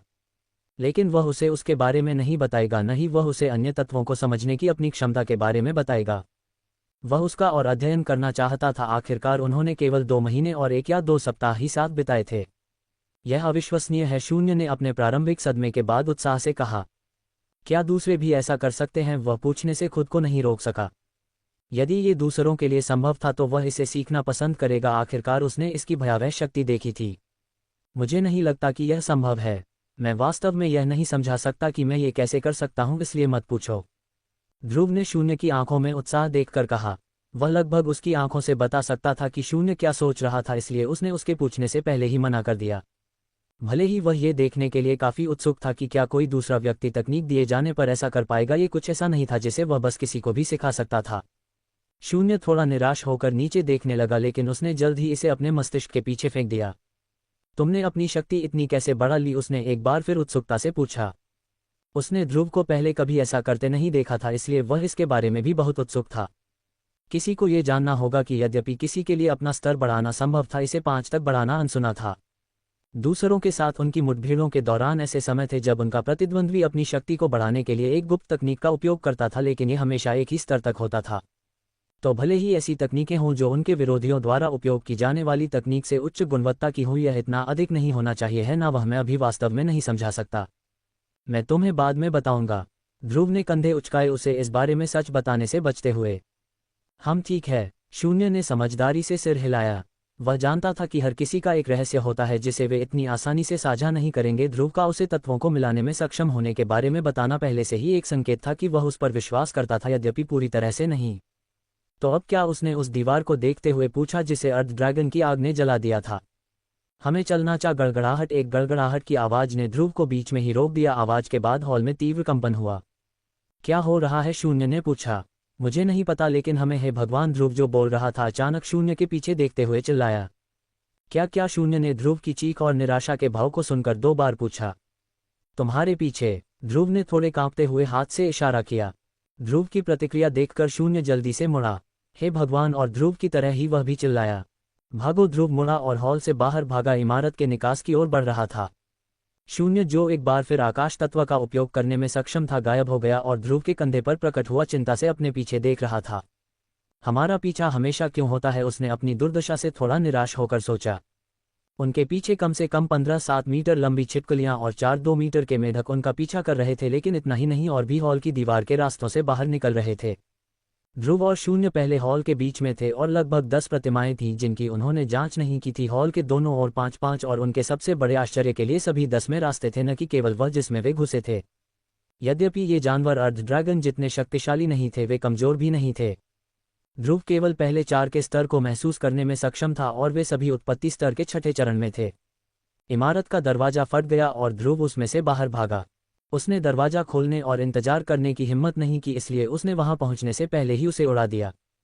2 सेकंड बाद एक मेढक की जोर से टर्र टर्र की आवाज सुनाई दी, क्योंकि 2 मेढक इमारत के बाहर सबसे पहले दिखाई दिए पीछा करते हुए। अन्य मेढक और साथ ही छिपकलियां सभी इमारत से बाहर भागे, ध्रुव और शून्य के पीछे पीछे। ध्रुव अपने पीछे के जानवरों के पीछा से बचने की कोशिश में जितनी जल्दी हो सके भागा, लेकिन मेढक वास्तव में धीरे धीरे उनके बीच की दूरी को कम कर रहे थे। धत तेरे की, ध्रुव ने ये देखकर शिकायत की। अगर उसने कुछ क्षण पहले विलियव्स्था का उपयोग नहीं किया होता तो वह उनसे बचने के लिए उसका उपयोग करता। यद्यपि वह उनसे आमने सामने लड़ सकता था, एक समूह के रूप में उसके लिए इतने सारे के विरुद्ध लड़ना असंभव था। हम कहाँ जा रहे हैं, शून्य ने अपने पीछे देखते हुए पूछा। कहीं भी, ध्रुव ने उत्तर दिया। उसे लगभग यकीन था कि किसी का भी इतना पीछा नहीं किया गया था जितना उसका किया गया था, और भले ही किया गया हो, उनमें से अधिकांश जीवित नहीं बचते। छपाक, एक हरे रंग का चिपचिपा तरल एक पेड़ पर गिरा और आश्चर्यजनक रूप से पेड़ में एक छेद कर दिया जिसके किनारों से धुआं निकल रहा था। धत, इसमें गलाने वाले प्रभाव भी हैं। ध्रुव को उस पेड़ की ओर भागते हुए देखा जा सकता था जिस पर चिपचिपा तरल लगा था, और वह उसे देखे बिना नहीं रह सका। हरे रंग का चिपचिपा तरल शुरू में उसी पर निशाना साधा गया था, लेकिन तेज होने के कारण वह उससे बचने में सफल रहा और वह पेड़ से जा टकराया, और उसके सबसे बड़े आश्चर्य के लिए हरे चिपचिपे तरल में गलाने वाला प्रभाव था। 2 मेंढकों को उसके ठीक पीछे आते देखा जा सकता था, जबकि कई अन्य प्राणियों की आवाजें कुछ दूरी से सुनी जा सकती थीं। वे सभी एक ही व्यक्ति ध्रुव का पीछा कर रहे थे। ये मेरा पीछा क्यों कर रहे हैं, मैंने क्या किया, ध्रुव ने एक अंकन बनाते हुए स्वयं से पूछा। उसे लगा कि प्राणियों के उसके पीछे भागने का कोई कारण अवश्य होगा, लेकिन वह इसका कारण नहीं सोच पा रहा था। उसके पीछे चल रहे मेंढकों में से एक ने अचानक अपना मुंह खोला और उसकी गुलाबी जीभ सीधे ध्रुव पर जा लगी। शून्य, जो पहरे पर था, उसने तुरंत जीभ पर एक विद्युत बाण भेजा। भनभनाहट विद्युत बाण मेढक की असुरक्षित जीभ से टकराया और मेढक के शरीर में सीधे बिजली की एक धारा भेज दी। मेढक ने अपनी जीभ वापस ले ली और दर्द से चिल्लाया, साथ ही लगातार कांप भी रहा था। वह कुछ समय के लिए हिलने में असमर्थ होकर अस्थायी रूप से वहीं रुक गया। शून्य, ये देखकर कि उसने उनमें से एक को पकड़ लिया है, खुशी से हंसा, खासकर मेढक को बार बार कांपते हुए देखकर। यद्यपि वह जानता था कि मेढक झटके से नहीं मरेगा, फिर भी ये देखना संतोषजनक था। इसमें हंसने वाली क्या बात है, ध्रुव ने शून्य की हंसी सुनकर पूछा। मैंने अभी एक को बिजली का झटका दिया, शून्य ने ध्रुव को बताया कि क्या हुआ था। ठीक है, यह अच्छा है, अब हमें दूसरे वाले से भी पीछा छुड़ाना है, ध्रुव ने कहा। उसने उनके बीच कुछ दूरी बनाने की कोशिश की थी, लेकिन मेढक पीछे नहीं हट रहे थे, बल्कि वे धीरे धीरे उसके करीब आ रहे थे। अगर पीछा इसी तरह चलता रहा तो वे निश्चित रूप से उसे पकड़ लेंगे। अगर केवल ये 2 प्राणी होते तो वह पहले ही रुक जाता और उनसे लड़ने की कोशिश करता। भले ही यह आसान नहीं होता, उसे विश्वास था कि वह उन्हें हराने में सक्षम होगा शून्य की सहायता से। ध्रुव इस समय दक्षिण की ओर भाग रहा था और प्राणी लगातार उसका पीछा कर रहे थे। 1.5 मिनट तक दौड़ने के बाद ध्रुव ने अंततः अंकन स्थापित कर लिया था, साथ ही स्वयं को जीवित रखने में भी कामयाब रहा। जब वह भाग रहा था तो मेढक लगातार उस पर वे हरे चिपचिपे तरल पदार्थ थूकता रहा, जिनमें से कुछ को शून्य ने रोक दिया, जबकि बाकी से वह बच निकला। पेड़ों के बीच से भागते हुए उसे याद आया कि कैसे वानरों का झुंड उसका पीछा कर रहा था। अभी 2 सप्ताह भी नहीं हुए हैं और मैं फिर से पीछा किया जा रहा हूं। उसने आत्मोपहास से सोचा, काश मैं पिछली बार की तरह ही लोगों से मिल पाता। धमाका हमला मेढक से चूक गया, जो चतुराई से एक तरफ कूद गया उससे बचने के लिए, और साथ ही हरे चिपचिपे तरल को भी थूक दिया। हरे रंग का चिपचिपा तरल ध्रुव के आगे एक पेड़ से टकराया और उसके एक हिस्से को खा गया, जिससे पेड़ ध्रुव की विपरीत दिशा में गिर गया। धड़ाम उसके जमीन से टकराने की आवाज गूंज उठी, जबकि ध्रुव अभी अभी गिरे पेड़ के ऊपर से कूद गया। उसने एक बार फिर हमला करने के लिए अंकन का इस्तेमाल किया, जबकि शून्य ने भी अपने हमले से उसका साथ दिया। दोनों हमलों के 2 अलग अलग कोनों से आने के कारण मेढक को शून्य के विद्युत हमले पर अपना चिपचिपा तरल थूकने के लिए विवश होना पड़ा। जब चिपचिपा तरल बिजली से छुआ तो उसमें से भाप उठने के साथ एक सनसनाहट की आवाज आई। जिस दिशा में ध्रुव जा रहा था वहां से 3 किलोमीटर दूर। तुम्हारे मित्र कहाँ हैं, उस युवती ने युवक को निर्दयी आंखों से देखते हुए ठंडक से पूछा। वह युवती कोई और नहीं बल्कि नील साम्राज्य की वही थी जिससे ध्रुव एक सप्ताह पहले मिला था जब वानरों का झुंड उसका पीछा कर रहा था, और जिस युवक का वह सामना कर रही थी वह गरुड़ साम्राज्य की राजकीय अकादमी का नील था। नील समूह से तब अलग हो गया था जब वे एक महल में घुसे थे, ठीक वैसे ही जैसे ध्रुव और उसके मित्र परीक्षा भूमि में आते ही घुसे थे। वह लगभग एक दिन से महल के आसपास उन्हें खोज रहा था, लेकिन उसने उनमें से किसी को नहीं देखा था। जैसे ही उसने हार मानकर उस स्थान को छोड़ने का निश्चय किया, उस युवती ने उसे रोक लिया। उन दोनों में से किसी ने अभी तक कोई सफलता प्राप्त नहीं की थी, इसलिए वे अभी भी क्रमशः चौथे और तीसरे चरण में थे। युवती चौथे और नील तीसरे चरण में था। नील अपने सामने युवती को पहचानकर थोड़ा घबरा गया। वह 12वें राजकुमार जितना शक्तिशाली नहीं था, इसलिए उसे 100% विश्वास नहीं था कि वह उससे बच पाएगा। कमजोर पक्ष होने के कारण उसके अवसर अच्छे नहीं लग रहे थे। उसने अपने हृदय में उठे हल्के भय को न दिखाने के लिए पर्याप्त साहस जुटाया। हम्फ, तुम यहाँ क्या कर रही हो? लगता है तुम उन वानरों के पीछा करने से बचने में भाग्यशाली रहीं। नील ने ठंडक से कहा, यह सुनिश्चित करते हुए कि वह कुछ भी प्रकट न करे। हालांकि वह युवती को देखकर काफी आश्चर्यचकित था, क्योंकि उसने सोचा था कि ध्रुव को छोड़कर उनमें से कोई भी वानरों के चंगुल से नहीं बच पाएगा। चूंकि ध्रुव जब से वानरों ने उसका पीछा करना शुरू किया था, तब से लेकर जब तक उन्होंने उसे देखा था, स्वयं को जीवित रखने में सक्षम था। उसे विश्वास था कि उसे भागने में कोई कठिनाई नहीं होगी, खासकर जब उसके पास नील साम्राज्य का समूह ध्यान भटकाने के लिए था। जब युवती ने उसे वानरों के बारे में बात करते सुना तो वह तुरंत क्रोधित हो गई और उसने हमला कर दिया। उसकी आंखें लाल हो गईं और कुछ अजीब कारणों से उनमें से आंसू बह रहे थे। उसने ऐसा क्या अनुभव किया कि वह इस तरह प्रतिक्रिया कर रही है? उसने स्वयं से प्रश्न किया। युवती की प्रतिक्रिया से यह समझना कठिन नहीं था कि उसने वानरों के हाथों भयानक चीजों का अनुभव किया होगा, लेकिन वह कुछ भी नहीं सोच सका। वानर सामान्य रूप से केवल अपने विरोधियों को मार डालते थे, इसलिए युवती का इस तरह प्रतिक्रिया करना काफी अजीब था। मैं तुम्हें मार डालूंगी, युवती गुस्से से चिल्लाई और एक बार फिर हमला कर दिया। धमाका। 1 मिनट बाद उनकी लड़ाई का दृश्य इस समय अस्तव्यस्त था। युवती को नील की ओर दुष्टता से देखते हुए देखा जा सकता था और महल के द्वार उसके शातिर हमलों से टुकड़े टुकड़े हो गए थे। नील इस समय हाँफ रहा था युवती द्वारा भेजे गए लगातार हमलों से। उसके 80% से अधिक हमलों को रोकने के बाद भी वह अभी भी घायल था और कई जगह जल गया था। लेकिन ये उसकी समस्याओं में सबसे कम थी। उसके अधिकांश हमलों को रोकने के कारण उसे 2 हमलों के टकराने से हुए झटके से आंतरिक चोटें आई थीं। उसके मुंह के कोने से खून की एक बूंद टपकती देखी जा सकती थी, लेकिन उसने जल्दी से उसे पोंछ लिया और एक बार फिर युवती पर ध्यान केंद्रित किया। वानरों ने तुम्हारे साथ क्या किया? उसने अनगिनत बार पूछा। धमाका। धत्तेरे की उन्होंने एक विस्फोट सुना, साथ ही किसी के अपशब्द भी। दोनों ने उत्सुकता से उस दिशा में देखा जहां से विस्फोट हुआ था, और उन्होंने एक आश्चर्यजनक रूप से सुंदर युवक को जंगल से बाहर भागते हुए देखा। उसके छोटे बाल हवा में लहरा रहे थे और उसके चेहरे पर कुछ चिंतित भाव थे, लेकिन यह उसकी आंखों की चमक को छिपा नहीं सका। उसके कंधे पर एक छोटी सी काली बिल्ली बैठी थी। वे दोनों युवक को देखकर दंग रह गए, क्योंकि वह कोई ऐसा व्यक्ति था जिसे उन्होंने कुछ ही समय पहले देखा था। ये तो वही है, वे एक साथ चिल्लाए। ध्रुव जो भाग रहा था पहले से ही जानता था कि यहाँ लोग हैं, इसलिए जब उसने उनकी आवाजें सुनी तो उसे बहुत आश्चर्य नहीं हुआ। ओह नमस्ते, उसने हाथ हिलाया जब उसने देखा कि नील और युवती दोनों उसे घूर रहे थे। ये सब तुम्हारी वजह से हुआ है, तुमने उन्हें मेरे साथ वे चीजें करने दी, युवती चिल्लाई और ध्रुव की ओर भागी जो उनकी ओर दौड़ रहा था। तुम क्या कह रही हो? उन्होंने तुम्हारे साथ क्या किया और तुम कौन हो? ध्रुव ने एक साथ 3 प्रश्न पूछे। मैं तुम्हें कभी क्षमा नहीं करूंगी, युवती उन्माद में चिल्लाई और नील को पूरी तरह से भूलकर ध्रुव पर हमला करने के लिए दौड़ पड़ी। नील बस एक तरफ से देखता रहा। उसकी जिज्ञासा उसे खाए जा रही थी, क्योंकि उसने स्वयं से वही प्रश्न पूछा, उन्होंने उसके साथ क्या किया? दुर्भाग्य से युवती ने लड़ाई के दौरान कई बार पूछने के बाद भी बताने से मना कर दिया था। ऐसा नहीं था कि उसे कोई परवाह थी, बस उसकी जिज्ञासा उस पर हावी हो रही थी। ध्रुव उस युवती को उन्माद में अपनी ओर भागते देख दंग रह गया और यह सोचे बिना नहीं रह सका कि वह उससे कहाँ मिला था। उसने उसे नहीं पहचाना, क्योंकि यह महसूस करने के बाद कि वह नील साम्राज्य के समूह को नहीं जानता, उसने उन पर ठीक से नजर डालने की भी जहमत नहीं उठाई और बस उनके चेहरे भूल गया। इतना ही नहीं, बल्कि उसे सच में लगा कि वे सभी वानरों के हाथों मर जाएंगे। आखिर वे उतने तेज नहीं थे जितना वह था। लेकिन उन्होंने उसके साथ क्या किया और किसने उसके साथ कुछ किया? युवती की आंखों और नाक से आंसू और बलगम बहने के कारण उसकी जिज्ञासा बढ़ गई। यह इस स्तर तक पहुंच गई कि वह लगभग भूल ही गया था कि उसका पीछा किया जा रहा है। खैर, लगभग। धत, तुम कौन हो? मेरे रास्ते से हटो। उसने अपना हाथ हिलाकर हवा की एक धारा भेजी जिसने युवती को पीछे धकेल दिया। वह भागने की कोशिश कर रहा था, फिर भी यह अनजान युवती रोते हुए उसकी ओर दौड़ रही थी। उसने उसे हानि पहुंचाने से केवल इसलिए परहेज किया क्योंकि वह नहीं जानता था कि वह कौन है, और वह सिर्फ इसलिए लोगों को मारना शुरू नहीं कर सकता था क्योंकि वे उसकी ओर दौड़ रहे थे। क्या पता युवती उसे किसी और के धोखे में हो, लेकिन मामला उस क्षण अलग हो जाता जब युवती उस पर हमला करने की कोशिश करती। अगर वह उस पर हमला करती तो वह उसे एक अजनबी के रूप में नहीं लेता, बल्कि वह एक शत्रु बन जाती जिसे वह नीचे गिराने की कोशिश करता।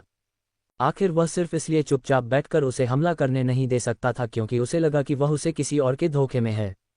तुम्हें सच में वह याद नहीं है? शून्य ने ध्रुव की उलझन देखकर पूछा। नहीं, क्या हम उससे पहले मिल चुके हैं? शून्य के शब्द सुनकर ध्रुव को लगा कि वे इस युवती से पहले मिल चुके हैं। वह बहुत सी युवतियों से मिला था और उसे वास्तव में वे सभी याद नहीं थीं, केवल वे ही याद थीं जो आकर्षक थीं या जिन्होंने कुछ याद रखने योग्य किया था, चाहे अच्छा हो या बुरा। हाँ, वह समूह याद है जिसने विद्युत वानरों के साथ सहायता की थी। यह वही लड़की है जिसे तुमने उसकी बाहों में कूदने के लिए कहा था।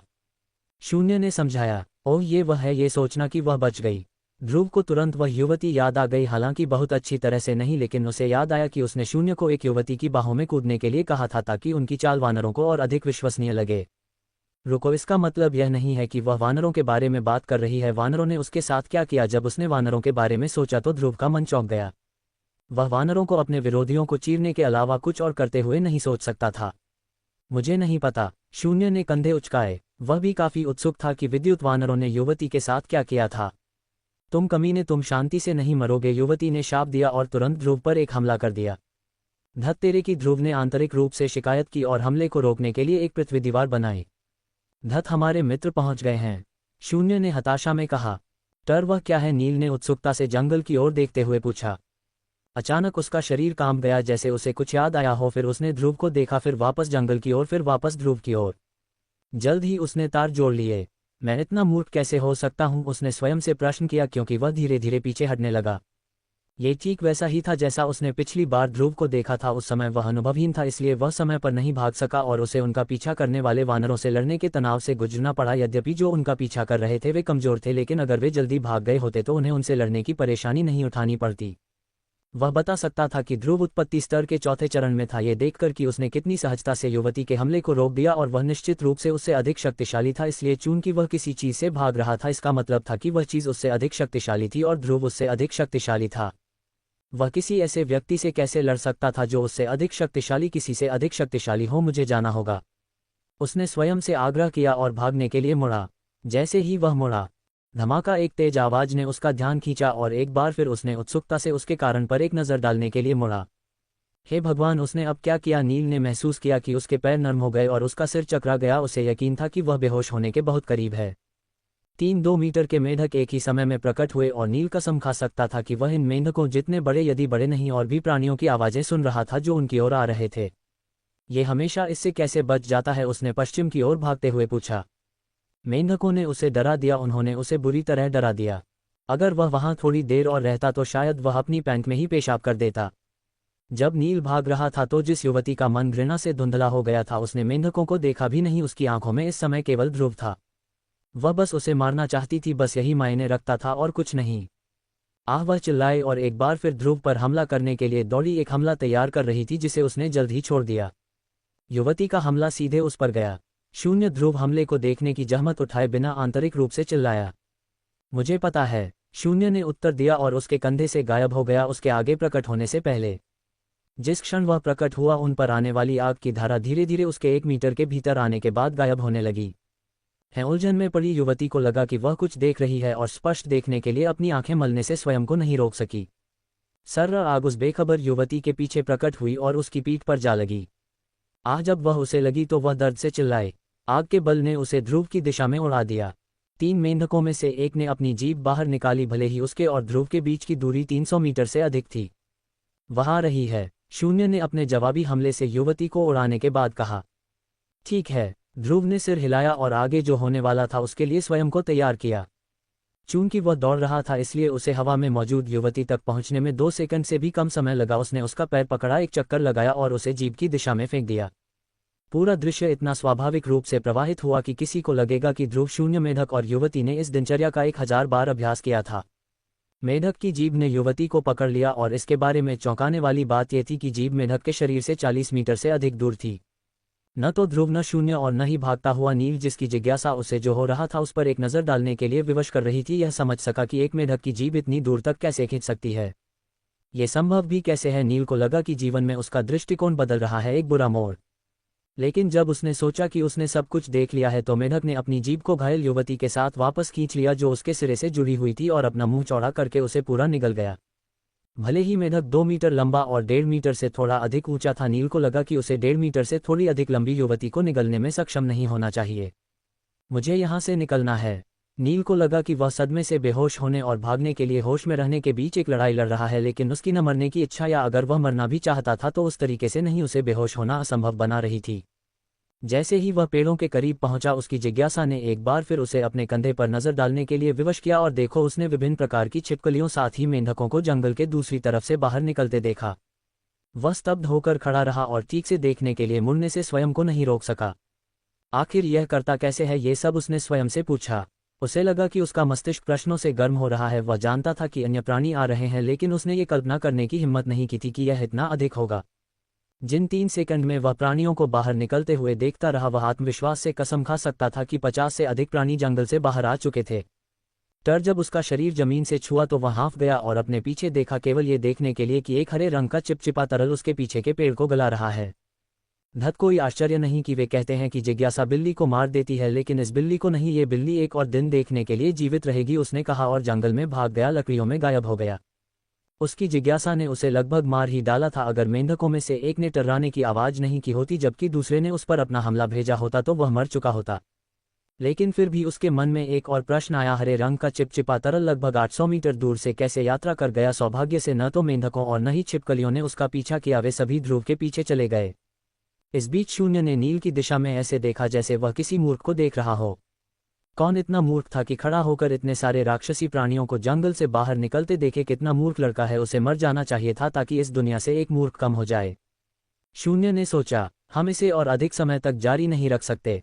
ध्रुव ने उस मेढक पर हमला करने के लिए अंकन का उपयोग करते हुए कहा जो उसके करीब आ रहा था। मुझे पता है, लेकिन उनसे पीछा छुड़ाने का कोई तरीका नहीं है। ऐसा लगता है जैसे वे तुम्हारी आभा या गंध से चिपके हुए हैं। शून्य ने विचार किया, मुझे नहीं लगता कि यह मेरी आभा है, क्योंकि पिछली बार जब मैं उनकी नज़रों से ओझल होने में कामयाब रहा तो मैंने उसे छिपा लिया, फिर भी उन्होंने हमें ढूंढ लिया। ध्रुव ने परिसर से गुजरते हुए कहा। वह अचानक रुका और फिर से महल को देखा। ये वैसा ही है जैसा मैंने यहाँ आते ही लड़कों के साथ प्रवेश किया था, उसने कहा। उस स्थान पर खड़े होकर जहाँ द्वार होना चाहिए था उसने अपने पीछे देखा, फिर द्वार पर। उसका मन तेजी से महल और वहाँ हुई हर चीज़ पर गया। अगर यह भी वैसा ही है तो इसका मतलब है कि अंदर परीक्षण होंगे। इसका ये भी मतलब है कि वह अपने पीछा करने वालों से बच सकेगा। चलो अंदर चलते हैं। उसने अपना मन पक्का किया और जोखिम उठाने का फैसला किया। उसे नहीं पता था कि यह स्थान उसके लिए क्या परीक्षण लेकर आया है, लेकिन अगर यह इन प्राणियों को दूर रखेगा तो वह इसके लिए तैयार था। पहले अर्ध ड्रैगन के विरुद्ध व्यवस्था का उपयोग करने के बाद उसे आराम करना चाहिए था, लेकिन वह नहीं कर सका क्योंकि उसे भागना था। जब वह परिसर में घुसा तो वह मुड़ा और जगह को रोकने के लिए एक दीवार बनाई। ऐसा करने के बाद उसने जलसार को अपने पैरों की ओर और फिर जमीन में प्रवाहित किया। वह पहले से ही जमीन को कीचड़ में बदलने में बेहतर हो गया था और आसानी से यह निर्धारित कर सकता था कि एक अत्यंत गाढ़ा या हल्का कीचड़ बनाने के लिए कितने सार की आवश्यकता है। वर्तमान में वह एक गाढ़ा कीचड़ बनाने की योजना बना रहा था जो उसके पीछे के प्राणियों की गति में बाधा डालेगा। दीवार के प्राणियों के दृश्य को अवरुद्ध करने के साथ वे सभी स्वाभाविक रूप से उस पर से कूदेंगे, इस प्रकार उस कीचड़ में उतरेंगे जो उसने उनके लिए तैयार किया है।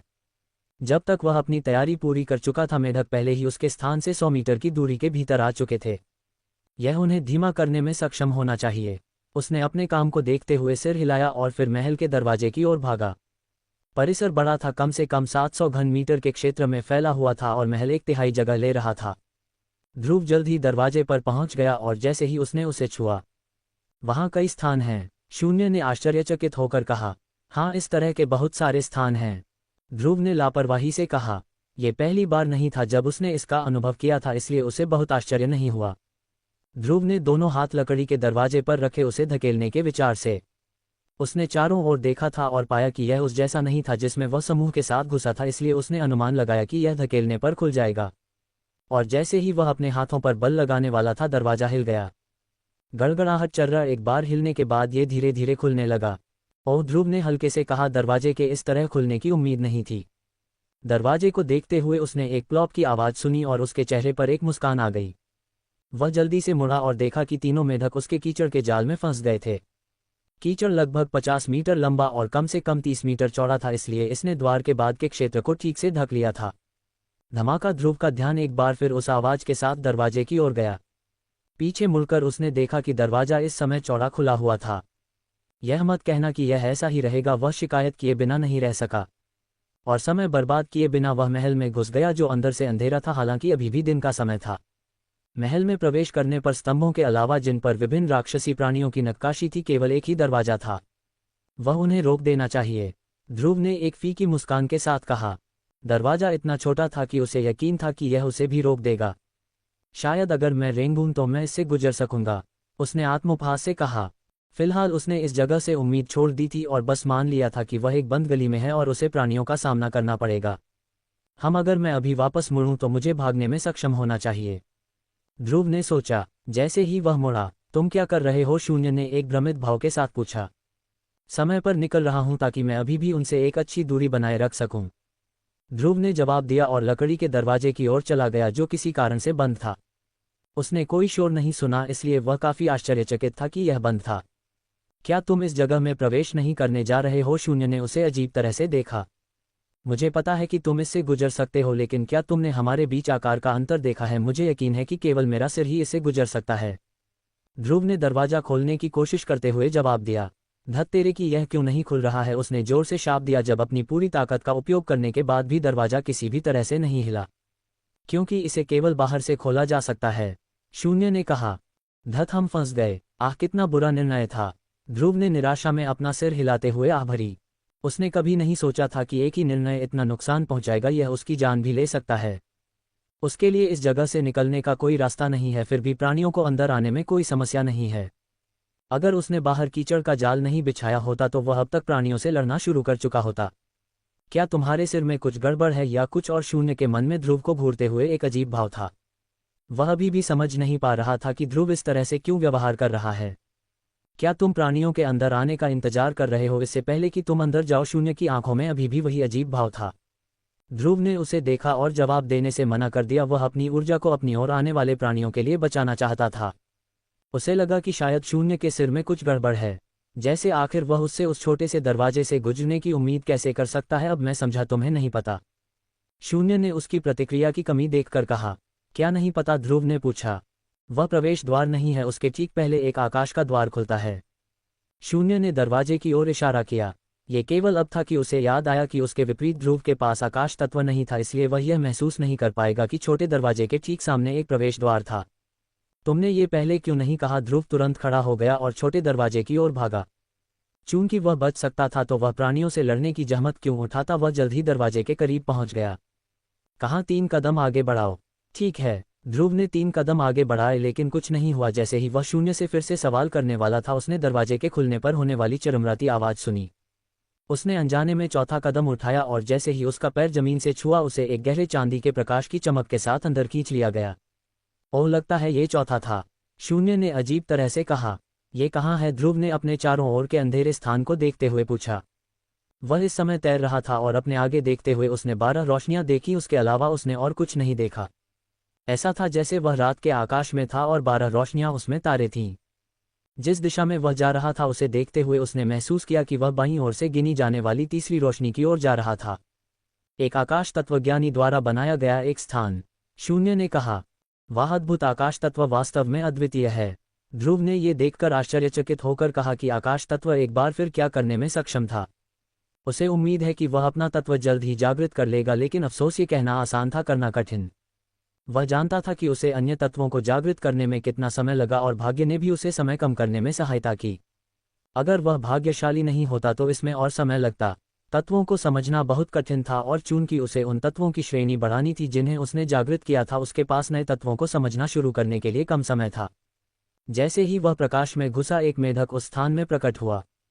सर्र, ध्रुव ने हवा के तेजी से उसके पास से गुजरने की आवाज सुनी। चारों ओर देखने पर उसने महसूस किया कि वह आकाश से गिर रहा था और जमीन अभी भी कम से कम 1000 मीटर से अधिक दूर थी।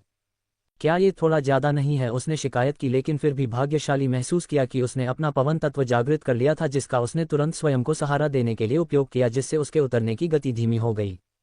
कुछ सेकंड बाद वह जमीन पर धीरे से उतरा, जैसे कि वह केवल टहल रहा हो।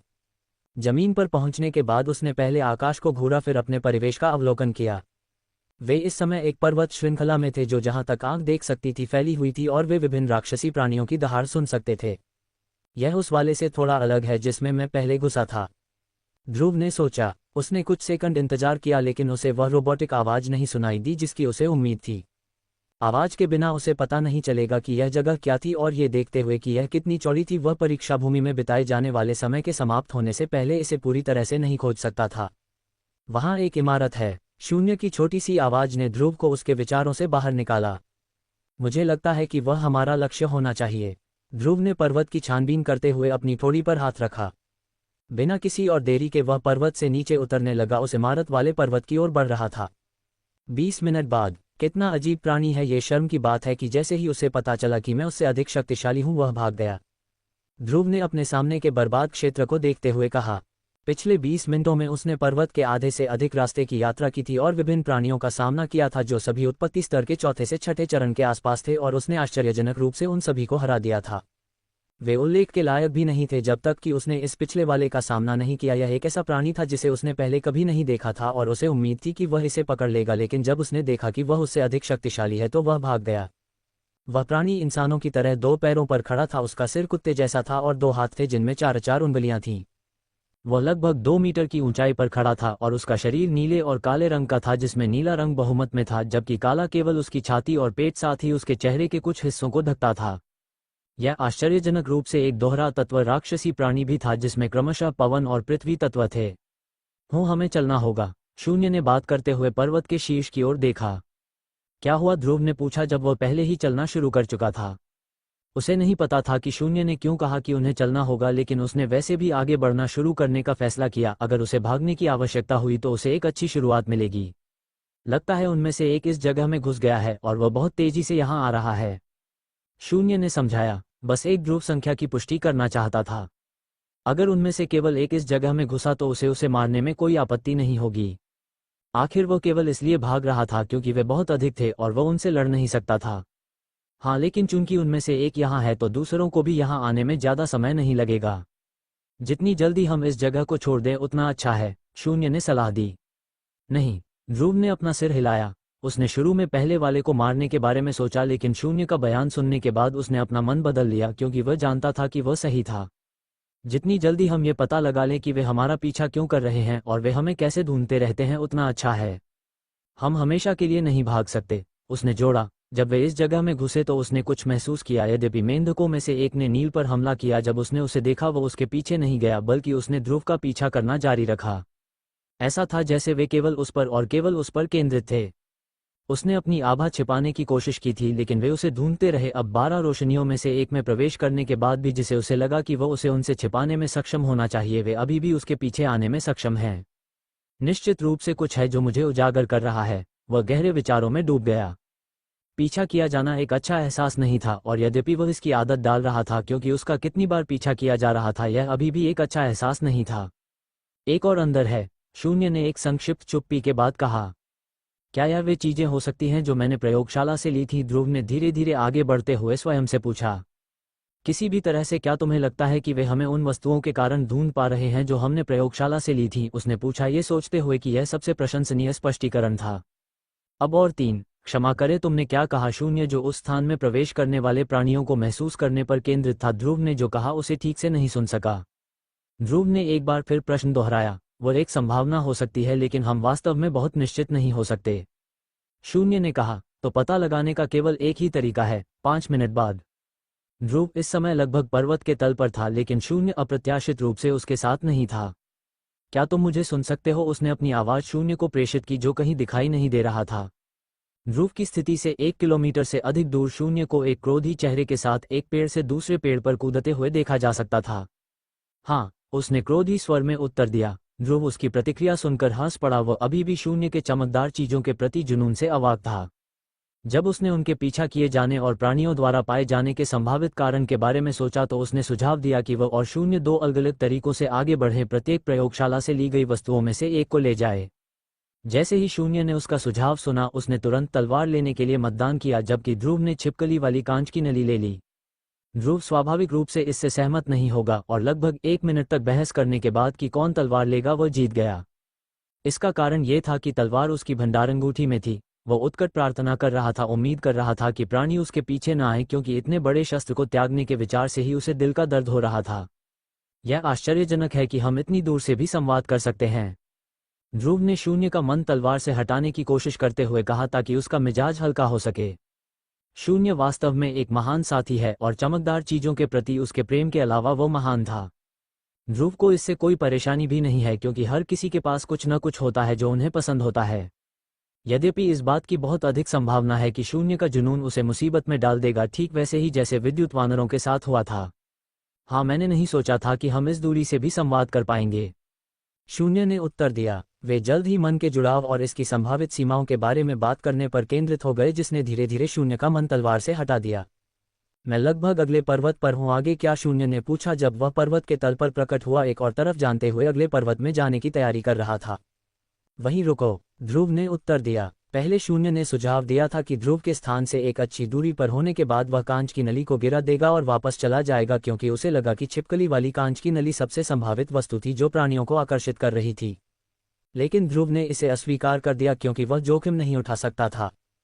क्या होगा अगर कांच की नली गिराने के बाद प्राणी अभी भी उसका पीछा करें? क्या इसका मतलब यह नहीं होगा कि वह छिपकली के शरीर और तलवार दोनों को खो देगा? ध्रुव और शून्य धैर्यपूर्वक दो अलग अलग पर्वतों पर इंतजार कर रहे थे। जिन पर्वतों पर वे इस समय थे वे इमारत की दिशा में नहीं थे, इसलिए भले ही प्राणी उन्हें ढूंढ लें, वस्तु को त्यागने के बाद वे पर्वत की ओर बढ़ेंगे। इसके अलावा वे अभी भी संवाद कर सकते थे और एक बार जब वे एक दूसरे के करीब आ जाएंगे तो वे एक दूसरे को महसूस कर सकते थे। 10 मिनट बाद सरसराहट ध्रुव, जिसने अपनी आंखें बंद कर रखी थीं, एक पद्मासन में बैठा था। उसने अपनी आंखें खोली और जब उसने घास के कुचले जाने पर सरसराहट की आवाज़ सुनी तो उसका चेहरा खट्टा हो गया। यह मत कहना कि तलवार ही उनके मेरे पीछे आने का कारण है।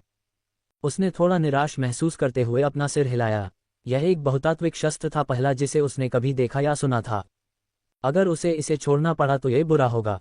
वे मेरी दिशा में आ रहे हैं, मैंने कांच की नली को त्याग दिया है। जैसे ही ध्रुव ये सोचने लगा था कि क्या करना है, उसने शून्य की आवाज़ सुनी और राहत की सांस लिए बिना नहीं रह सका। अगर प्राणी शून्य के पीछे गए तो इसका मतलब केवल ये था कि वे छिपकली वाली कांच की नली के पीछे थे। अगर वे शून्य के पीछे गए तो मेरी ओर क्या आ रहा है? अगर वे शून्य के पीछे गए तो मेरी ओर क्या आ रहा है? ध्रुव खड़ा हो गया और अपनी आंखें सिकोड़ ली, पेड़ों के बीच से झांकते हुए ये देखने की कोशिश कर रहा था कि उसकी ओर क्या या कौन आ रहा है। उसे एक मानव आकृति की झलक पाने में ज्यादा समय नहीं लगा। ये देखकर उसे थोड़ा और आराम महसूस हुआ कि यह एक व्यक्ति था जो उसकी ओर आ रहा था। कम से कम इसका मतलब था कि उसे एक अनावश्यक लड़ाई नहीं लड़नी पड़ेगी। कौन है वहां? बाहर आओ, उसने उस व्यक्ति की ओर चिल्लाया जो किसी कारण से अभी भी छिपा हुआ था।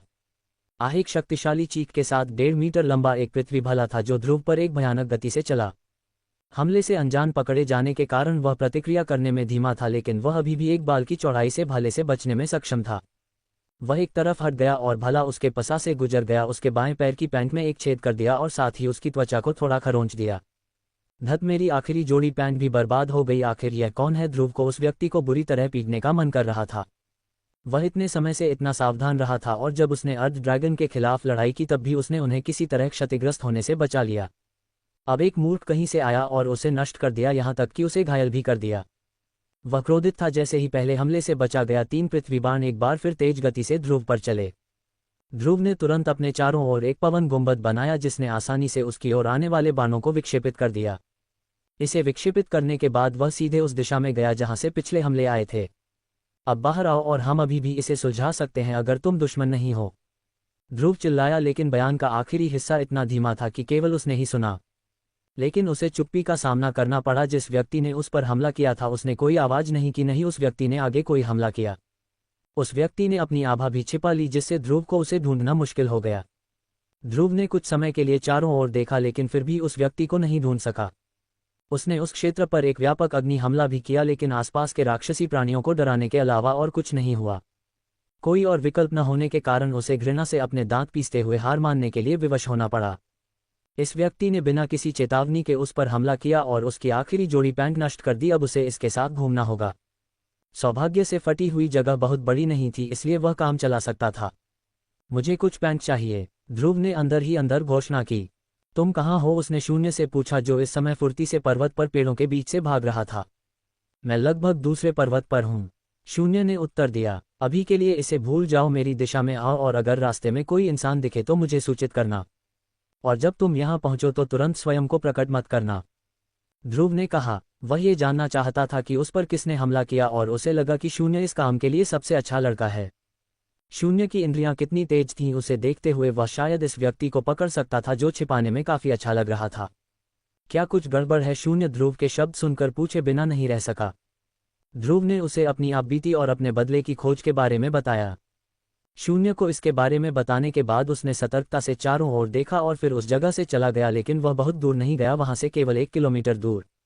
वह एक बड़े पेड़ की ओर चला गया जो सूर्य को पूरी तरह से अवरुद्ध करने में सक्षम था और एक पद्मासन में बैठ गया। सिद्ध पुरुष ने इस व्यक्तिगत स्थान में सूर्य कैसे रखा? ध्रुव ने पेड़ की पत्तियों के माध्यम से आकाश को घूरते हुए पूछा। लगभग 1 घंटे तक यहाँ रहने के बाद भी ध्रुव इस तथ्य से अभी भी स्तब्ध था कि यह किसी के द्वारा बनाया गया एक स्थान था। ये लगभग वास्तविक दुनिया जैसा था। वास्तव में अगर शून्य ने यह नहीं कहा होता कि यह एक सिद्ध पुरुष द्वारा बनाया गया एक स्थान है इससे पहले कि वे उस स्थान में प्रवेश करते, तो उसने सोचा होता कि उन्हें केवल परीक्षा भूमि में कहीं और पहुंचाया गया है। सरसराहट। ध्रुव तुरंत अपने विचारों से बाहर आ गया जब उसने सरसराहट की आवाज़ सुनी, लेकिन उसने कोई हरकत नहीं की। वह उसी स्थिति में बैठा रहा और अगर सांस लेते समय उसकी छाती की लगातार हलचल न होती तो कोई सोच सकता था कि वह मर चुका है। यही कारण था कि उसने अपना पिछला स्थान छोड़ा, ये देखते हुए कि वह व्यक्ति छिपाने में कितना अच्छा था। वह ये नहीं बता सका कि वह व्यक्ति अभी भी वहां था या नहीं, लेकिन यहाँ चाहे वह व्यक्ति छिपाने में कितना भी अच्छा क्यों न हो, वह व्यक्ति कुछ पत्तियों के पास से गुजरेगा जो निश्चित रूप से थोड़ी मात्रा में शोर करेगा। अब वह जानता था कि उसके पास अभी भी बदले का मौका है, लेकिन वह अभी भी नहीं जानता था कि उस पर कौन हमला कर रहा होगा। वह धैर्यपूर्वक बैठा रहा और शून्य से बातचीत करता रहा जो पहले से ही जहां वह बैठा था उसके करीब था।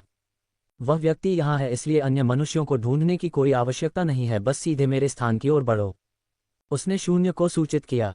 ठीक है। 1 और मिनट बीत गया और न तो ध्रुव और न ही उसके पीछा करने वाले ने कोई हरकत की। दोनों में से ध्रुव सबसे अधिक बेपरवाह लग रहा था। ऐसा था जैसे स्थिति उलट गई हो। मैं यहाँ हूँ, मुझे पता है, मैं तुम्हें महसूस कर सकता हूँ। उस कमीने का स्थान पता लगाने की कोशिश करो। ध्रुव खड़ा हो गया। मुझे पता है तुम यहाँ हो, मुझ पर हमला करने का तुम्हारा मकसद क्या है? ध्रुव ने सवाल किया, लेकिन ऐसा लगा जैसे उसके शब्द बहरे कानों पर पड़ रहे हों।